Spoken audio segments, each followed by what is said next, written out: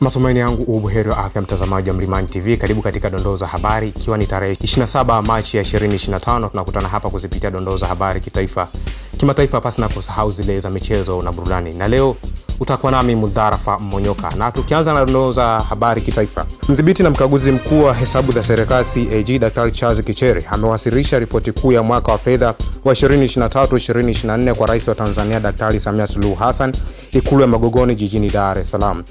Daktari Kichere amesema kuwa deni la taifa limeongezeka kwa shilingi trilioni 15.1 ikiwa mwaka wa fedha 2022-2023 ilikuwa ni trilioni 82.25, lakini kwa mwaka wa fedha wa 2023-2024 limefikia kiasi cha shilingi trilioni 97.35. Na tukielekea katika dondoo za habari kimataifa, makamu wa kwanza wa rais wa Sudani Kusini Riek Machar amekamatwa na watu wenye silaha katika makazi yake huko jijini Juba nchini humo.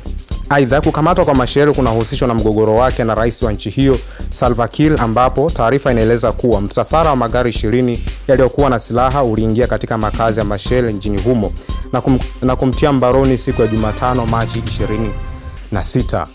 Na tukitamatisha katika dondoo za habari kimichezo na burudani, timu ya taifa ya wanaume chini ya umri wa miaka 17 imefanya mazoezi katika uwanja wa Nouriatou Casablanca tayari kwa maandalizi ya mchezo wa finali za AFCON za mwaka 2025 zitakazofanyika Morocco kuanzia Machi 30 mwaka huu. Na katika michuano ya CRDB Federation Cup leo Machi 27, mnyama Simba atashuka dimbani dhidi ya Bigman FC saa 10 jioni katika uwanja wa KMC jijini Dar es Salaam. Na huu ndio mwisho wa dondoo za habari kutoka hapa Mlimani TV. Muda wote ulikuwa nami Mudharafa Mmonyoka.